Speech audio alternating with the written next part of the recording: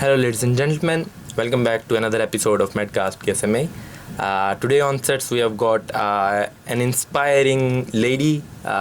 She is not just only a teacher; she is students' favorite. She has got an inspiring journey. We have got with us Dr. Zenab Samer. I will not be introducing her more because I would like her to introduce herself. Thank you. So, ma'am, can you please take us through your journey? Hello, this is me, Dr. Zenab Samer. I'm Egyptian and I live in Medina, KSA, and I've moved to Bishkek here in Kyrgyzstan 2022 in November. And that was actually my first winter here in Kyrgyzstan. Yeah, I'm an Oral and Maxillofacial Specialist now, and I've been 1 year also later experiencing and doing all my practice. And now I'm trying on my aspiranture actually for more PhDs, yes. Oh, that's pretty cool. Ma'am, can you please take us through the journey? Egypt, Yeah. an Arab girl, Yeah.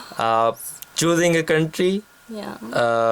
why specifically Kyrgyzstan, why specifically facial maxillofacial surgery, and obviously how much hard it is for a woman to travel and do things on her own away from the homeland.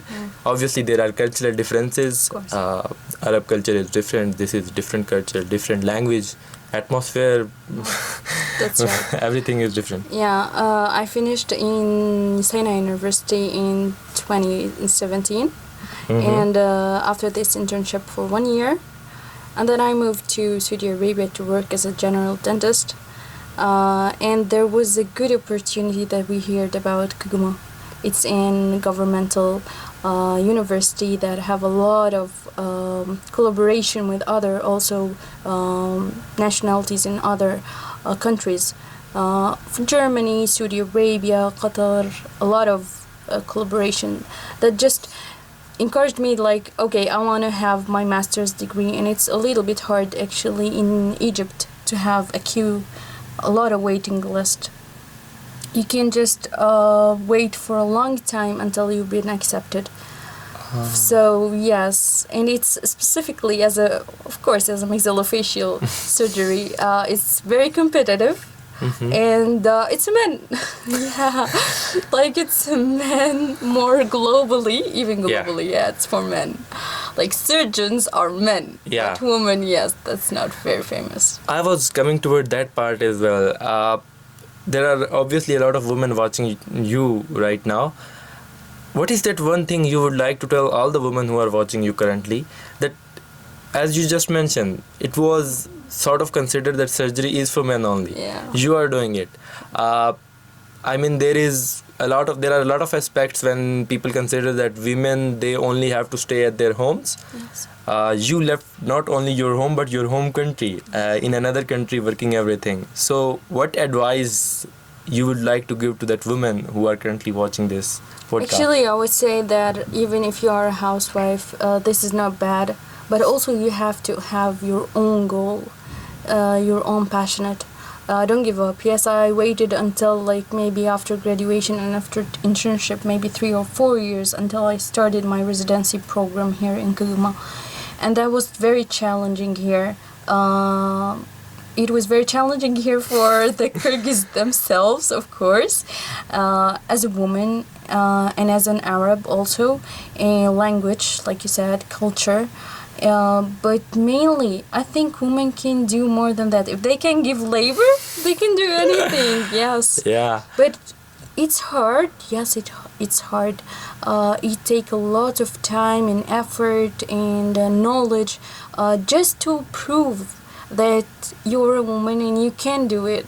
So yes, a little bit hard. So what's that feeling when you have achieved something and you can show the world? Obviously you might have faced the hardships as well about that specific typical culture where they do not allow women to do something else like that. So how is that feeling when you say that yes, I have done it, I have achieved it? It's very stressful in the beginning because okay, I'm the only one girl in the department. I'm the only one girl in any round, in ENT, in anesthesia, in dermatology. When I just come and say, okay, this is me, I'm a maxillofacial surgeon resident, and it was really shocking for them. They are waiting until you said, why maxillofacial? Why surgery? This is very hard. This is not a woman job. This is only for men. So yes, sometimes I felt a lot of lonely because it's just me and all my colleagues are only men. Actually, I want to give a special greetings for Iperi. She was my first surgeon here in Kyrgyzstan hospital, actually, and she was very, very helpful for me. She was really, we had that such great friendship that she showed me everything and taught me even the culture, how they act, how they do. Having someone that can just not mentor you but can be like your partner in this road is very nice. Yeah. So women are supporting each other. Yes. Yeah. That itself is pretty impressive, ma'am. For me, there is always this thing is very much interesting about the differences between different cultures. Obviously, you've been to KSA. Yeah. You were born in Egypt, if I'm not wrong. Yes. Then coming towards the Kyrgyzstan. Mm. What are the differences when it comes to patients, their behaviors? What are the differences? Because you are also teaching to students as well, and you spent your student life back there. Mm. So what are the differences? Teaching differences and obviously students. First, for the patient, I think still in Kyrgyzstan they don't have that vision that other students from foreigners that can work and have that much of knowledge that they can trust. Okay. This is, yes, it was a little bit hard just to convince the patient that this is a resident or this is a doctor also, but he's foreign, he's not Kyrgyz. They don't trust you that much a lot. So yes, and they have that right, of course, because we are new for them. Yeah. But actually, after a little bit time, when they know you, they become like your family more. Yeah, that's what you like. Like after they know you, even the patient, after a little bit, if you are familiar for them, they just so get easy with you, and treat you as just like one of their children or one of their part of family. So and they are it's different, Yeah, they are also ambassadors. They are telling their even relatives that I went to that doctor. Yeah. They bring all the family. They start one by one. Yeah. And they not let you feel that you are not in home.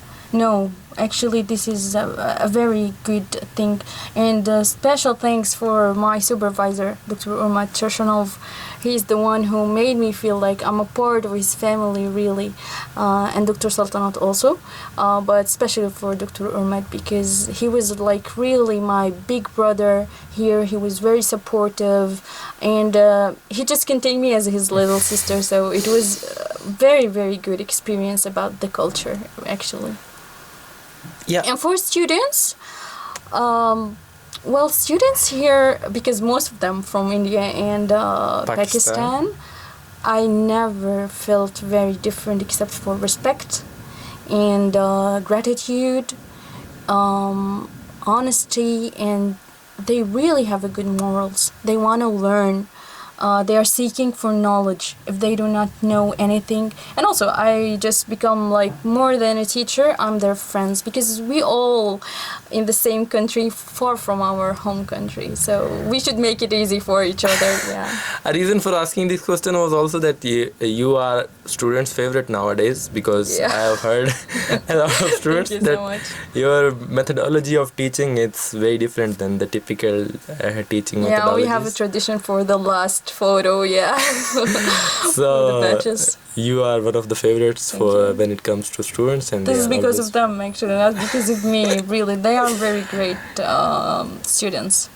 Okay. Ma'am, practicing medicine, as we just mentioned, when you are communicating with the patients, obviously when you are communicating with the patients of your homeland, it's a whole different story. And when you are communicating patients from a whole different culture, a whole different nation, a whole different country, it's a different story. Yeah. So, how much is that? Because more than just diagnosing, more than just treating patients, it is important to have that patient-doctor relationship. Yeah.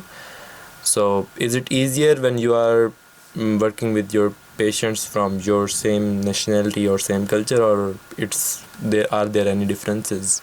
Yes, there is a difference. Working with someone, or working actually, or teaching, or even having a practice in your own country, yes, it's more easy because this is your mother tongue language, so you can Yeah. communicate. You also fully understand the culture. Every day you live the same life with your family, with your relatives. When it comes to another culture, the things that you are exposed to a lot of new things that you can maybe read only in books. Yeah.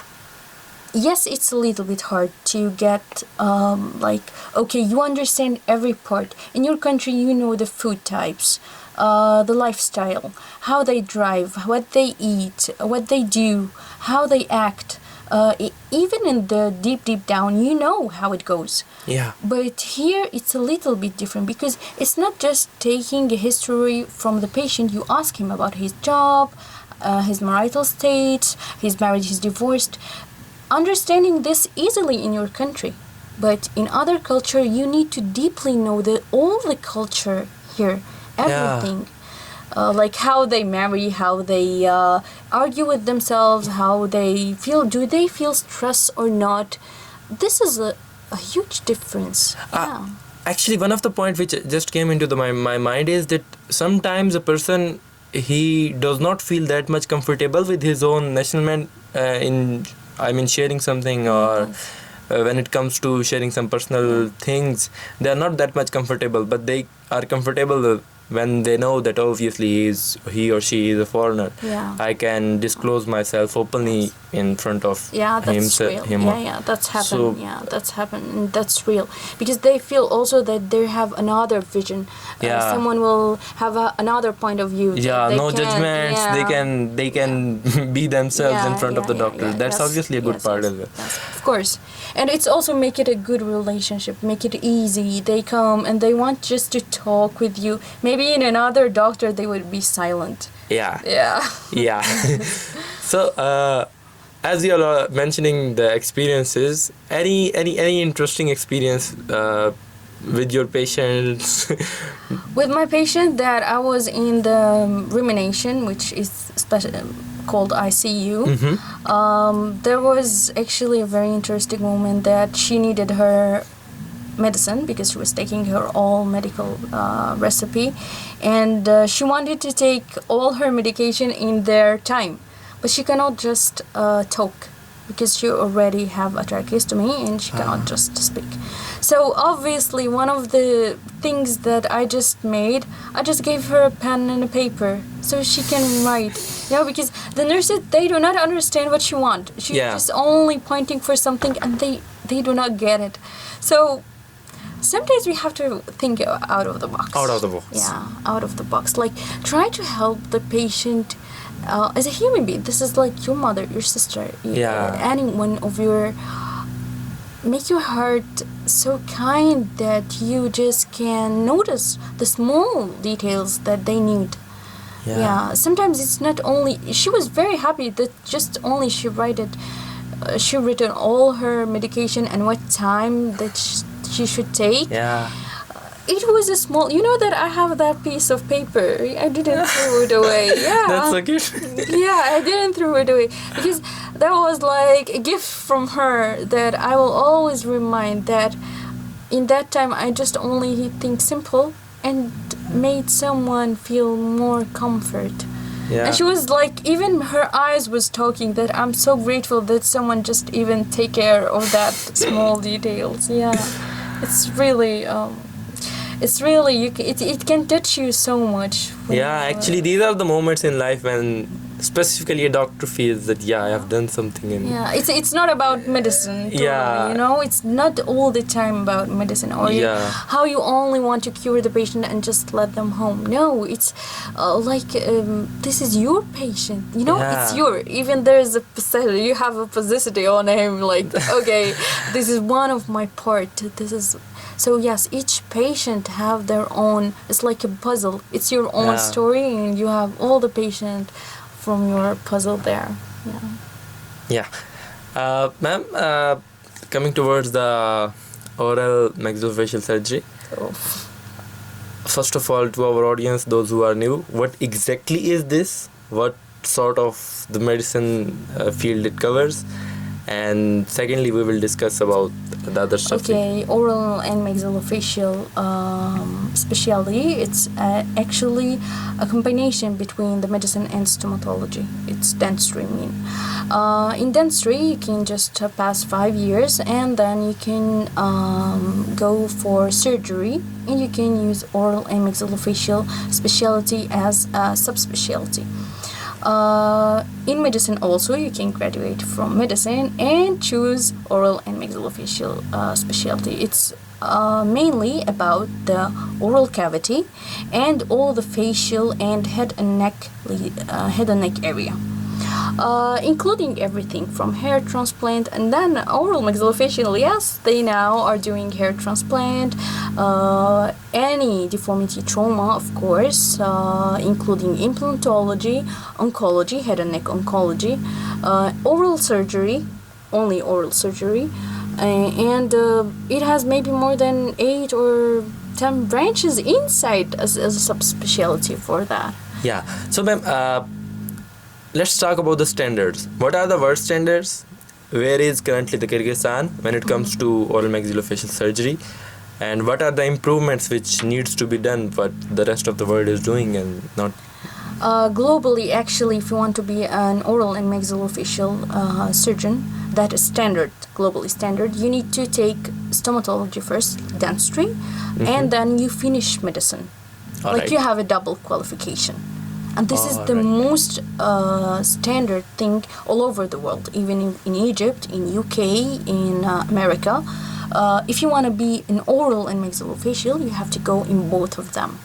And that, I think it is a little bit start that can Kyrgyzstan start with. They can have the availability to make the dentistry. If I just finish dentistry and I want to go to oral maxillofacial, I need to finish also medicine. Because when you go to oral maxillofacial, it's not only about dentistry. No, you start to be more than the oral cavity. No, you're getting outside. Yeah. So it need more high standards, of course, different. That you have to know physiology, pathology in all the body, not only in the maxillofacial, not only in the head and neck area, I mean. All right. What's the scope? For example, if someone wants to pursue this in future, what's the scope do you foresee in the recent future, specifically in the... Actually, the thing that I liked in KSMA, that they have 2 programs. They have 2 years and 3 years. And 3 years is maybe for only the Russian countries it's more acceptable, and for 3 years it's more in India, Pakistan, Egypt, UK, America. It's more acceptable, the 3 years residency program, and the program was very, very and really highly recommended. Things also that if you want to be like, this is your vision and you want to be a surgeon, like, yes, you have to have a lot of knowledge in medicine more than dentistry, actually, because when you have a trauma patient, this is a whole body. You're not just only treating the teeth. So you need to know all about the physiology and the pathology, how it goes, how can you breed, any analysis, what to put to give the patient, what to take, when. it's pharmacology also. Like, you need to know everything, all the systems. You cannot afford this only in dentistry, actually. No, So medicine. a part of it also comes with the plastic surgery and cosmetology, if Yeah, I'm not of wrong, course. because Of course. it's all about your facial features and Yeah, everything. Ma'am, as you've already been teaching to the students, there is one of the main important fact that sometimes students, they are not much comfortable asking questions. So what do you think, first of all, how much asking questions, how much are they important, and how much a teacher should make a student comfortable that he or she can ask anything if he or she wants to? Here the teaching is different than in India. That's and what I was Pakistan, trying to ask yeah. before. Yeah, in Pakistan, they are the pyramid of education is very different. Yeah. Normally in our countries, the teacher comes and give you the information, and after this, you are trying to study it by Yeah. yourself. Yeah. Here is opposite. Of course, Yeah, you have to study. Yeah, you have to study first. After this, Yeah. you have to ask the teacher about the things that you cannot understand. Yeah. Both of them, I say that they are right. But because a long time you have been taught in that way, sometimes it's hard for you to switch to another. Yeah. To adapt to a new situation. For my student, actually, for them, I do what they are used to do in their countries. All right. Yeah. Okay, yes, they have a part-time that they are doing their effort, and also I have the same effort for me.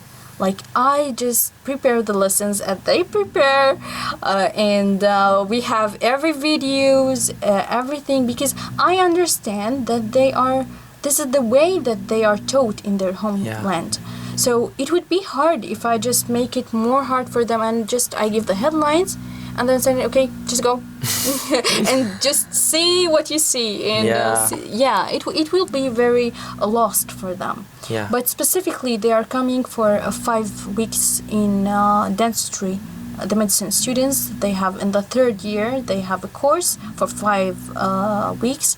So it's only headlines, and they need to read it in a good way, have the right knowledge in them, and have the good basics. I don't want anything advanced from them.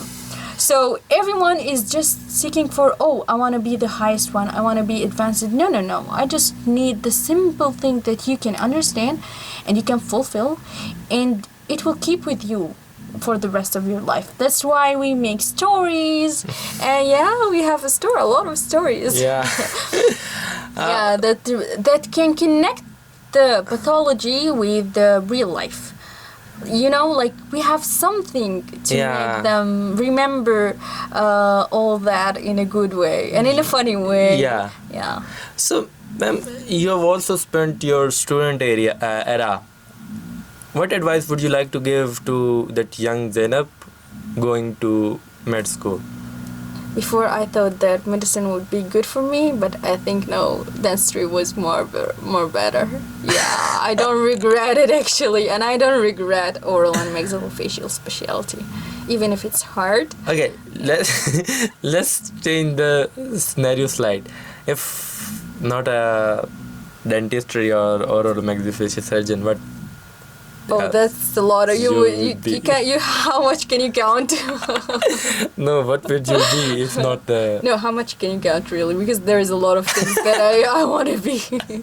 So I don't know. Okay, I would be an interior designer. Yeah, because I like colors actually. I can crochet, so I would choose also crochet. Actually, throughout all the podcast, all the doctors, they mentioned some artistic thing, so it's also that I think all the doctors, they are somewhere behind the artists. Because dentistry is part of it is really art. Art and engineering actually.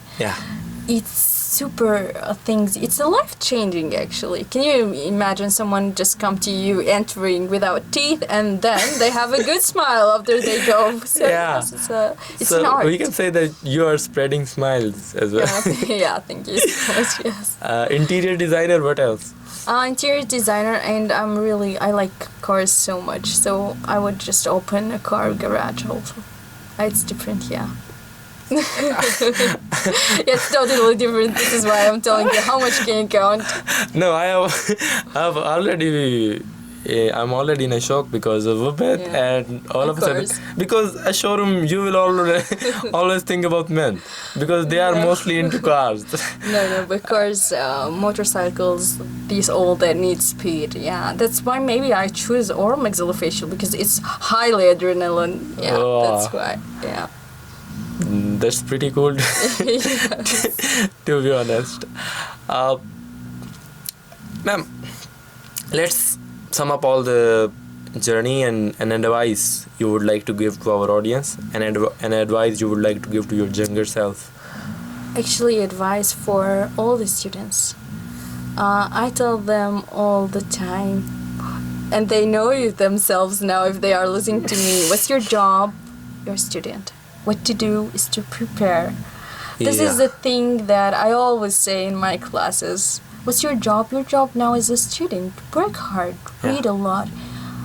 After you graduate, you don't have the same quality time that you have as a student. That luxury time that all of them think that, okay, now I have a time, maybe tomorrow, maybe after tomorrow. Actually, he will just find out after graduation, he's in a fast marathon. Because everyone, every time there's a new updates. He want to just catch everything new in medicine. Yeah. If he doesn't have the good foundation and a good basics, he will feel lost. Yeah. So, with the job, you're a student. What to do? Study. To prepare yourself. Just remember that you are preparing yourself for the future. Yeah. You will be responsible for life. This is a very big and a huge responsibility from Allah to us as a medical students, that we will become doctors. You can save that life. If you don't have this knowledge, you will just stand still. Yeah. You cannot Ma'am, help. any book which inspired you throughout the journey? It will be really for reality. It will be Quran, because from Quran you can find out that all our medicine, even ethics and knowledge, it's from it. So it was my partner actually. Especially like you said, it's a different culture and different everything from Allah. But the thing that everything is connected, because we are all Muslims and we have the same Quran. So this is maybe the thing that we will never be different towards each other. So yes, it was my partner in that time, in hard times. Ma'am, tea or coffee? Tea or coffee? Maybe smoothie right now because it's a lot of hotness. So Cairo or Bishkek? To be honest, now it's Bishkek. No, don't put me in that tight corner. It's Bishkek. It's Bishkek. Yeah. I like No, it so Bishkek, much. or it has to be a universal answer, to be honest. No, I like Bishkek so much. I like Kyrgyzstan. Yeah, I'm Egyptian in total thing, and I like my homeland, but still I have that loyal to Kyrgyzstan. Yeah. All right. Ma'am, coming towards the end of the podcast, what message would you like to convey to our audience, those who are currently listening to our podcast?